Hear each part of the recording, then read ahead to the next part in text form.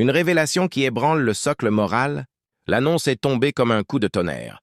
Badara Gadiaga, figure médiatique et politique connue, accusé d'avoir présenté un faux diplôme du BFEM. Cette révélation remet en question non seulement son intégrité, mais aussi l'ensemble du système de validation des élites au Sénégal. Le pays, déjà secoué par des scandales politiques, voit une fois de plus l'image de ses responsables ternis par le mensonge. Le symbole bafoué de la méritocratie. Le BFEM n'est pas qu'un simple diplôme. Il symbolise l'effort, le mérite et le passage vers l'avenir pour des milliers de jeunes Sénégalais. En le falsifiant, Gadiaga ne s'attaque pas seulement au ministère de l'Éducation, mais à tous ceux qui se battent honnêtement pour réussir. Le scandale est moral avant d'être administratif. L'échec des institutions de vérification. Comment un faux diplôme a-t-il pu passer entre les mailles du filet? L'affaire pointe du doigt l'inefficacité des dispositifs de contrôle, tant au niveau scolaire qu'au niveau politique. Que fait le ministère de l'Éducation?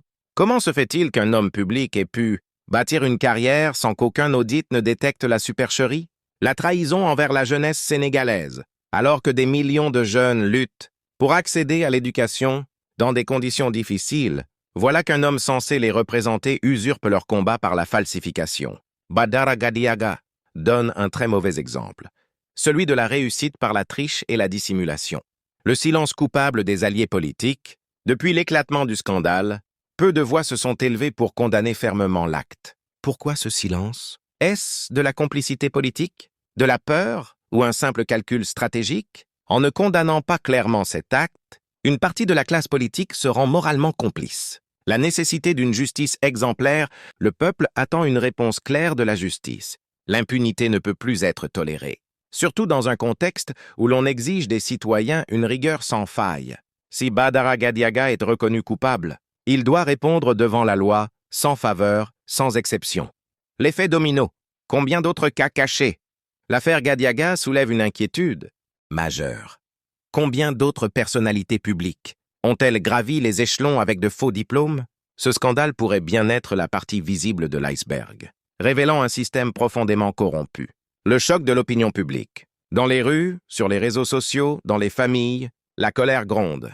Les Sénégalais expriment leur indignation, leur écœurement et leur perte de confiance envers ceux qui prétendent les représenter. L'affaire devient un symbole de la rupture entre le peuple et l'élite. Un tournant pour l'éducation et la gouvernance. Ce scandale peut et doit servir de réveil collectif. L'éducation doit redevenir une priorité, les diplômes doivent être vérifiés, et la transparence doit devenir la règle dans toute nomination publique. Le Sénégal ne peut plus se permettre d'être gouverné par des imposteurs. Continent 221. Appel à la responsabilité nationale. Continent 221 s'adresse ici aux autorités, aux enseignants, aux jeunes et à tous les citoyens. Il est temps de dire stop à l'imposture, stop à l'injustice. L'affaire Gadiaga doit être le début d'un grand nettoyage moral et institutionnel, pas un scandale de plus qu'on enterre.